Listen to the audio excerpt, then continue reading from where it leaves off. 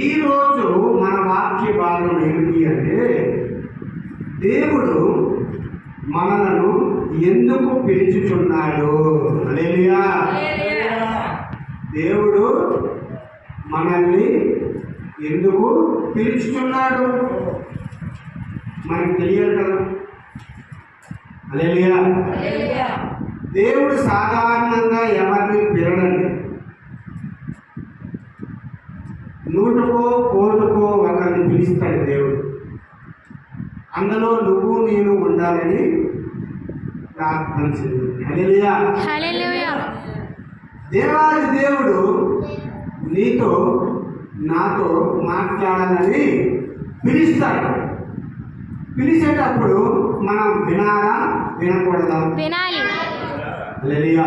హల్లెలూయా. మనం విందువుగా ఆమేన్. ఏ టైంలోనైనా సరే దేవుడు మనల్ని పిలిచేటప్పుడు మనము వినాలి. ఎందుకంటే దేవుడు మనల్ని ఎందుకు పిలుస్తున్నాడో అన్నది మనం గ్రహించాలి. హల్లెలూయా. మొదటి సమూయేలు గ్రంథంలో సమూయేలు గారిని దేవుడు పిలుస్తాడు. ఏలి సమూయేలు గారు అక్కడ పడుకుంటే సమూయేలు అని పిలుస్తాడు. ఎవరు పిలుస్తారు? దేవుడు సమూయేలు అని పిలుస్తుంది. గారికి సమూయేలు ఎవరు పిలిచారు అనుకున్నాడు అంటే ఏలి పిలిచాడు అనుకొని ఏలి కాడికి వెళ్ళి, ఆ ఏలి వాడ పిలిచావా అంటే నేను తెలియదు నాయన అని. మళ్ళా దేవుడు పిలుస్తాడు.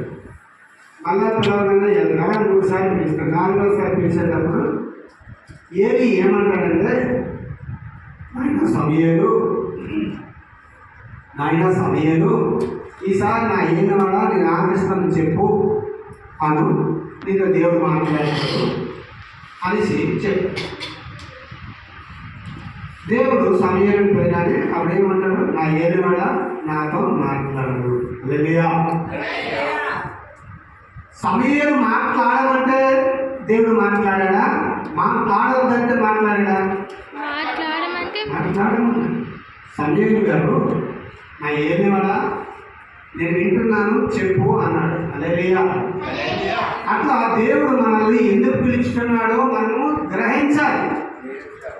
ఇలా కొంతమంది భక్తులు ఉన్నారు. ఆ భక్తుల గురించి మనం ఈరోజు తెలుసుకుందాం. హల్లెలూయా. మొదటిగా మొదటి రాజుల గ్రంథం.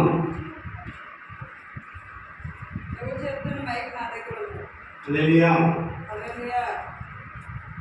మొదటి రాజుల గ్రంథం మొదటి రాజుల గ్రంథం 19వ అధ్యాయం 19వ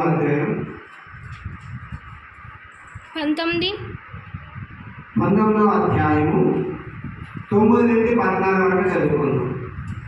అచ్చట ఉన్న యొక్క గుహలో చేరి బస చేసెను. యెహోవా వాక్కు అతనికి ప్రత్యక్షమై, ఏలియా ఇచ్చట నీవేమి చేచున్నావని అతన్ని అడుగగా, అతడు ఇశ్రాయేలు వారు నీ నిబంధనను త్రోసివేసి నీ బలిపీఠములను పడగొట్టి నీ ప్రవక్తలు ఖడ్గము చేత హతము చేసిరి. సైన్యములకు అధిపతియగు దేవుడునగు యెహోవా కొరకు మహో రోషము గలవాడునైనా నేను ఒకడును మాత్రమే మిగిలి ఉండగా వారు నా ప్రాణమును కూడా తీసివేయటకై చూచుచున్నారని మనవి చేశాను. అందుకాయన నీవు పోయి పర్వతము మీద యెహోవా సముఖమందు నిలిచి ఉండమని సెలవిచ్చెను. అంతటా యెహోవా ఆ వైపున సంచరింపగా బలమైన పెనుగాలి లేచెను.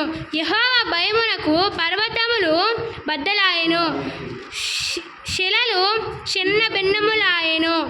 గాని యెహోవా ఆ గాలి దెబ్బయందు ప్రత్యక్షము కాలేదు. గాలి పోయిన తరువాత భూకంపము కలిగెను. గాని ఆ భూకంపమునందు యెహోవా ప్రత్యక్షము కాలేదు. ఆ భూకంపము అయిన తరువాత మెరుపు పుట్టెను. గాని ఆ మెరుపునందు యెహోవా ప్రత్యక్షము కాలేదు. మెరుపు ఆగిపోగా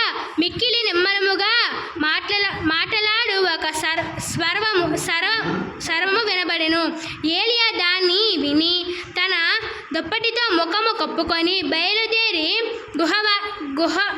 గుహవాకిట నిలిచెను. అంతలో ఏలియా ఇచ్చట నీవేమి చేయుచున్నావని ఒకడు పలికిన మాట అతనికి వినబడెను.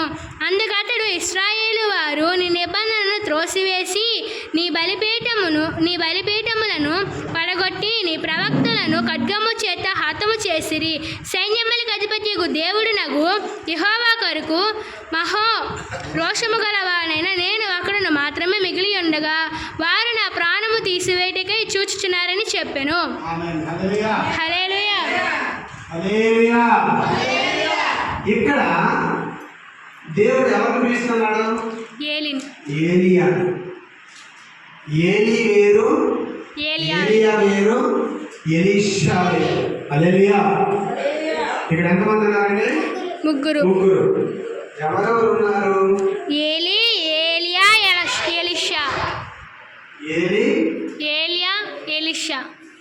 ఎలీషా. హల్లెలూయా. హల్లెలూయా. ఇక్కడ ఎవరెవరు చూస్తున్నాము మనము? ముగ్గురు భక్తులు. ఇందులో మనం చెప్పుకునే భక్తుడు ఎవరు? ఏలియా. ఏలియా గారు ఇక్కడ ఏలియా గారు దేవుడు ఏం మాట్లాడుతున్నాడంటే, ఏలియా ఎక్కడ ఉన్నాడు? ఒక గృహలో ఉన్నాడు. ఎక్కడ ఉన్నాడు? ఒక గృహలో. ఎందుకు గృహలో ఉన్నాడు అంటే, యెజెబెలు అని ఒక ఆడాలిగా, యెజెబెలు అనే ఒక స్త్రీ ప్రవక్తలందరినీ చదవమని చెప్పింది. ఏలియా ఏం చెప్పిందండి? ప్రవక్తలందరినీ, యేసుక్రీస్తు ప్రభు ప్రవక్తలందరినీ అంటే శ్రావకులందరినీ, యాజకులందరినీ చంపేసి అనేది ఆ రాజ్యంలో ఒక లేఖనం రాస్తారు. ఎవరు రాశారు? యెజెబెలు అనే ఒక స్త్రీ. అయితే యెజెబెలు ఒక దూత చేత ఏలియాకు వర్తమానం పంపించింది.